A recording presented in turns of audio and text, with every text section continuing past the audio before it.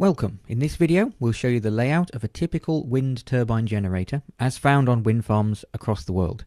Now, exact designs do vary, but almost all the turbines in use today are horizontal axis machines, which have a three-bladed rotor spinning in a vertical plane attached to the front of a box which we call the nacelle, after the fairing around an aircraft engine. And in this nacelle we have the generator, often a gearbox, and occasionally a high-voltage transformer, and the whole thing sits on top of a tower, which is mostly there to keep the blades from digging a hole. We tend to class turbines by their power output, and hence their physical size. Wind farms might use many sub-megawatt turbines, each producing 400, 600 kilowatts each, or a few multi-megawatt turbines, producing maybe up to 3 megawatts per unit. Apart from physical scale, they are arranged a bit differently, so let's start by looking at a typical sub-megawatt model. Turbines of this type are typically 25 to 45 meters tall, and at the base you will often find two doors. The lower door takes you into a secured compartment where we have a high voltage step-up transformer. The generator at the top of the turbine is producing about 690 volts, and this transformer converts that into several thousand volts to send it more efficiently to the substation. The main entrance to the turbine is at first floor level, and there we find the control cabinet and the base of a ladder, or a series of ladders. Often in these smaller turbines, the ladders run to a series of platforms and they change sides at each platform to give you a rest area and a bit of fall protection. Platforms are generally just wooden discs suspended inside the tower walls, and they might have a trapdoor or a set of guardrails and a gate depending on how the ladders are arranged. The main run of cables goes up the wall of the tower, dodging past any intermediate junctions, because obviously the towers can't be delivered in a single 40-meter long section. They come in 20-meter long sections. They're bolted together with a lot of nuts and bolts. But as we move higher and higher through the platforms, they're getting slowly narrower and narrower, so the ladders are getting a little bit closer together. But eventually the main cables stop being attached to the wall and they hang freely in the center of the tower, so they can twist as the nacelle rotates to face the wind. If they twist too many times, the nacelle will spin itself around to remove the twists. But as we move up, now the cable goes through a hole in the center of each platform, and at the top of the tower we have a steel platform with a sealed trapdoor, which we call the yaw platform. Just above that we have the yaw ring with the bearings that allow the nacelle and the rotors to rotate around to face the wind. And this sealed platform acts as a bit of fire protection, also avoids people falling back down the tower, because at the top of the nacelle we simply have a hole through which we climb. And the nacelle in this case is a vaguely tapered tube. At the back we have the wind sensors, which give us speed and direction and allow the turbine to face into the wind and to change the angle of the blades. The nacelle itself is just a fiberglass tube. At the front we have a similar fiberglass cowl protecting the hub, which is a steel casting on which we have bolted our three blades, and the blades can turn or pitch so that the angle they form with the wind can be varied. Out of the back of the hub we have a shaft which leads into the gearbox, then a high-speed shaft through a brake into a generator, and that generator then supplies the electrical power, as I say, at about 690 volts all the way back down the tower to the base.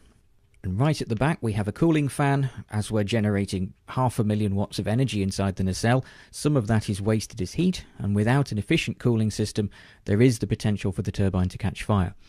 Now, the layout of a larger turbine is broadly similar, but some of the components are in different places, so let's start by looking at the tower section of a typical 2 megawatt turbine. Where we place the high voltage transformers in multi-megawatt turbines is a lot more variable. Quite frankly, we have a lot more room, so we can decide if they can be in the nacelle, they can be at the base of the tower, they can be on platform 1 in the basement, they can be outside in a hut. In this example, the transformer's at the top, so when we go into our door, the one thing we'll not find is a transformer. We do have the high voltage switches, this case on platform 2, but on the entrance platform we have the usual control cabinet and a lift, a little green box. And that lift will take two people to the top of the tower, or nearly to the top, without them having to climb the single, very, very long ladder. Almost all large turbines will just have a single run of ladder for the majority of the run up the tower. It will have a wire or a rail system, a fall arrest device fitted to it, but it is still a long slog up the ladder, which is one of the reasons why service lifts are so important. And again, the tower's in sections so that it can be delivered around the country without demolishing villages. Sometimes, if we're running a long distance and we haven't got room for a proper platform, we can put a half moon in place. No fall protection on the platform, but we assume you would keep your lanyards connected at this point because it's quite a long way down.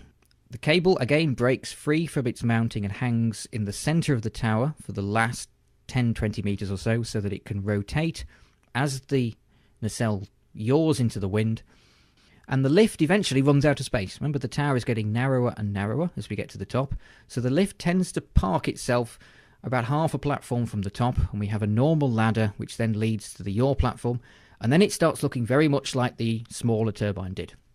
We have a yaw ring bolted to the underside of the nacelle, joining it to the top of the tower. Series of disc brakes run around that yaw ring to lock it in position when the wind isn't changing direction, and when it is, we have a series of either electric or hydraulic motors that rotate the entire mechanism around on the top of the tower. The layout of a multi-megawatt nacelle is again more variable than for a smaller version. We always have to have a generator, but we may not have to have a transformer. In a few cases, such as the famous Enercon egg-shaped nacelle, we don't even need a gearbox. They're direct drive. We just have a shaft linking to a motor, and then lots of extremely complicated electronics to condition that power for connection to the grid. But in most cases, we need the same as we needed in the small turbine. Gearbox, generator, possibly a transformer, all in a fiberglass box. And in our example, we're looking at a typical design used by a number of manufacturers where we have a nacelle that's 3 metres high, 2.5 metres wide, 7 or 8 metres long. It's a fiberglass box about the size of a site hut. As before, we have our wind sensors on the roof as far away as possible from the dirty air cast off by the blades as they spin round. This design is just a fiberglass box with a flat roof. We access the roof through a couple of skylights. Some designs are like before, big cylinder with 2 opening doors. Some have an entire roof section which opens, rather like an old camper van. If we take the skin off the box, inside we have the same kind of components we had before. They're just bigger, and there's a little bit more room, so they're laid out a bit differently. The only additional component up here is those 3 green cylinders at the back. That's our high voltage transformer, which used to be at the base of the tower. Now, we've removed a lot of the control systems and the hydraulic systems that would just clutter up the pretty picture. We've added in a bloke for scale, but most of the big components are still here. If we look at the very front of the nacelle, we have a couple of bearings which support the main shaft, which is a hollow tube, 50, 60, 70 centimetres in diameter. It's hollow so that we can get electrical cables in through this main shaft into the hub to drive all the control systems inside the hub. And we have a couple of pins on the first bearing that lock the main rotor in position if we need to access the hub. It's a safety feature. If you're in there and it starts rotating, it gets scary. So our main shaft drives our gearbox, which is mounted centrally because it's often the heaviest component. Out of the back comes a high-speed shaft, as before. That's where the braking system is. High-speed shaft then drives the generator, which is usually oil-filled. The generator then supplies 690 volts, in this case into our transformer, which is sitting right next to it. That high-voltage signal then passes through the switchgear and the cabinets, down the dropper cable, straight down to the bottom of the tower, through those switches on platform 2 and off to the substation. And that, as an overview, is pretty much all there is to it. The only thing left to talk about are the blades, obviously, which actually do the work. We still have 3 of them. They still pitch, in other words, they twist on themselves to line up with the wind. And you access the hub through the gap between this fiberglass cowl and the cast hub. It's a bit of a wriggle, but you wriggle through, usually feet first, crawl through the hole in the middle of the hub, and inside the hub we'll find the control electronics, the pumps, the motors and the batteries to control the pitch of each blade, rotating it on its own bearing to set the optimum angle for the wind. If we turn the blades through 90 degrees so they're edge on to the wind, there's no net turning force. It's a process called feathering, and the turbine will stop. Obviously there is a vast amount more going on inside a turbine, lots of wiring and control systems and lights and sensors and fire extinguishers, etc. But that is basically it, the general overview of most turbines that you find on wind farms today. Designs for the future will be significantly different, but at the moment, it's a windmill on a stick.